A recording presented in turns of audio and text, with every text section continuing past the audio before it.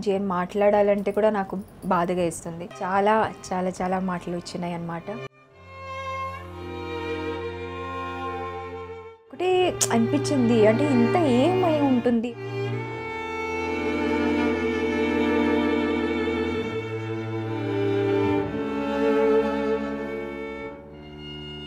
Hi everyone, welcome back to my channel Sada's Green Life. I really hope you all are safe, healthy and happy.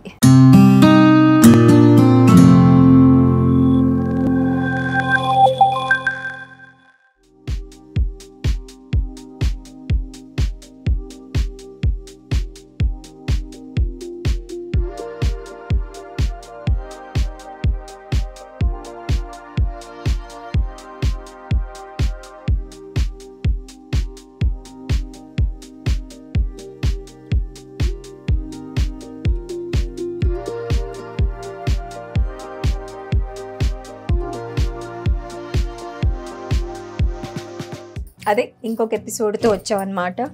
ఈసారి బాలీవుడ్ టాలీవుడ్ అనే round జరుగుతుంది నీతోనే డాన్స్లో. So Tollywood కోసం ఇలాగా ready అవ్వాల్సింది వచ్చింది. ఇలా చేసినప్పుడు సడన్గా అందరూ అవునన్నా కాదన్నా గురించి, బికాజ్ లాస్ట్ టైం ఇలా రెడీ అయినప్పుడు అందరూ జయం జయం జయం అన్నారు. ఈసారి ఎందుకో మరి ఈ రెడీ అయిన వల్ల ఇవన్నీ కూడా ఇవి సరి పెట్టేసాం, ఇది జయంలో అయితే లేదు. సో ఇవన్నీ పెట్టేసినప్పుడు అందరూ అవునన్నా కాదన్నా లుక్ అని చెప్పారు.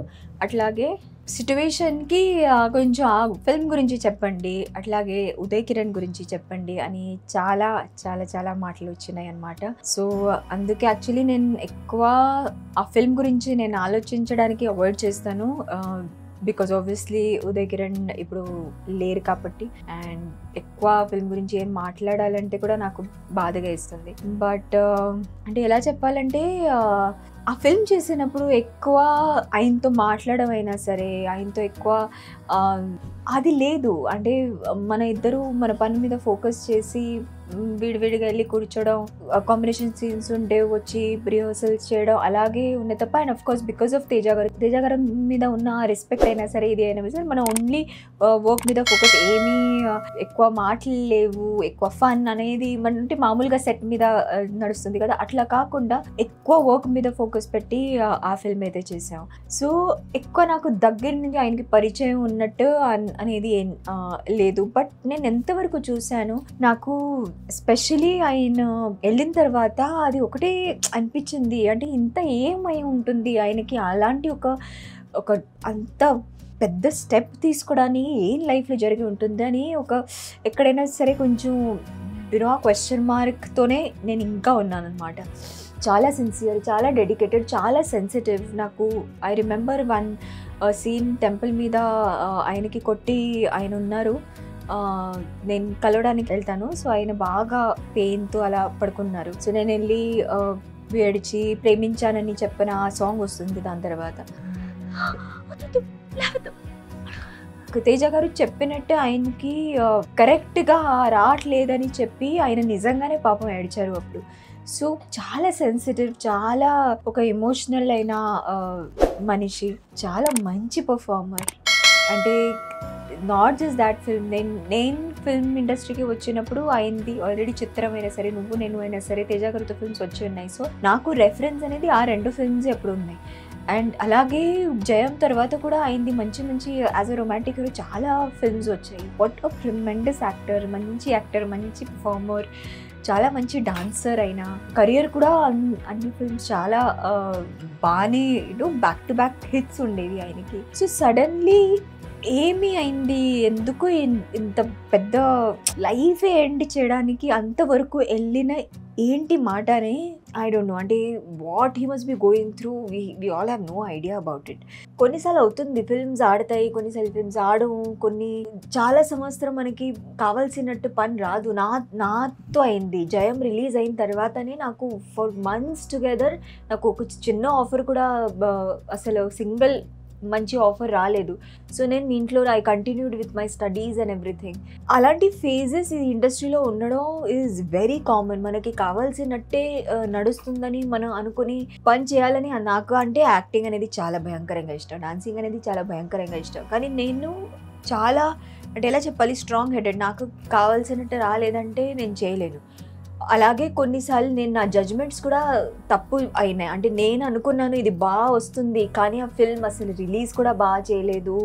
ఆ ప్రొడక్షన్ వాల్యూ కూడా, అంటే ఒక్కసారి మనం ఒక ఫిల్మ్లో దిగిన తర్వాత మనం అనుకోలేము అది, అంటే మనం అనుకున్నట్టే అది జరుగుతుందని మనకి అంత కాన్ఫిడెన్స్ అప్పుడు ఉండదు. సో చాలాసార్లు అలా జరిగింది. నేను ఓకే ఇది బాగుంటుంది స్క్రిప్ట్ వినగానే, లేదంటే నా క్యారెక్టర్ వినగానే, కానీ ఫిల్మ్ స్టార్ట్ అయిన తర్వాత అనిపిస్తుంది లేదు మనం అనుకున్నట్టు అది జరగట్లేదు. అలా ఉండేటప్పుడు మనం బయట రాలేము, మనం కంటిన్యూ అది చేయాలి. ఇలాంటివి వస్తాయి. సో అది మనకి యాజ్ అన్ యాక్టర్ మనకి చెప్తారు మీరు ఎందుకు అలాంటి ఫిల్మ్ చేశారు అని చెప్పి, కానీ మనం ఉన్న దీనికి మనం బాగా అనుకునే చేస్తాం, అవ్వద్దు దానికి ఏం చేయాలి.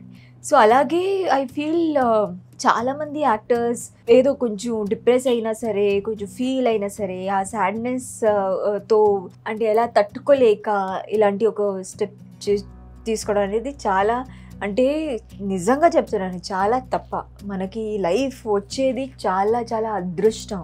మనకి ఆ ఒక లైఫ్లో ఒక్కవేళ యాక్టింగ్ లేకపోయినా సరే మీతో మనం ఏమేమి చేయొచ్చు లైఫ్లో. అంటే జనాలు మా గురించి ఏం ఆలోచిస్తారు, మన అంత పెద్ద హిట్స్ అయినా ఇప్పుడు మన దగ్గర పని లేదు ఎలా అనుకుంటారు, ఆ ఒక బాధతో మన లైఫ్కి సఫోకేట్ చేయడం అయినా సరే, సఫర్ అయినా సరే చాలా తప్పు. Because there are other things in life that can give you enjoyment which we don't really think about. మన ఊరికే అది ఒక్కటే టార్గెట్ పెట్టి అదే ఒకటే అచీవ్ చేయాలని అనుకుంటే అస్సలు అవ్వద్దు.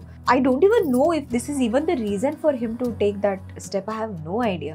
నిజంగా జరిగేది మాత్రం అది జరగకుండా ఉండాల్సింది. వెనక ఫ్యామిలీ ఉంది, వైఫ్ ఉంది, వాళ్ళకి ఏంటి ఫ్యూచర్ అవన్నీ ఆలోచించి మనం ఇది చేయాలి. ప్లస్ ఐ ఫీల్ నాకు ఒకటే, అంటే మంచి ఫ్యూచర్ అయినా సరే, మంచి యాక్టర్కి ఒక లైఫ్ కట్ అయింది సగంలోనే అలా అనిపిస్తుంది. And it's very very unfortunate, very unfortunate. ఇంకేం చెప్పాలి నాకు అర్థం కావట్లేదు. బట్ ఆన్ దిస్ మంత్, అంటే ఈ ఒక టాపిక్ వల్ల నేను చెప్తున్నాను యంగ్స్టర్స్కి ఎస్పెషలీ, లైఫ్ మనం అనుకున్నట్టే జరుగుతుంది అట్లా అనేది ఏమీ కంపల్సరీ లేదు. Take the day as is. ఇవ్వాలిది ఇవ్వాలి అనుకొని, రేపటిది is always a fresh day, fresh opportunity, fresh beginning అలా అంటాం. సో అలా అనేటప్పుడు ఇవాళ ఏం జరుగుతుంది దాని గురించి, ఫ్యూచర్ది ఏమి మనకి స్కోప్ లేదు, హోప్ లేదు, అంతా చివరికి వెళ్ళి ఆలోచన వద్దు.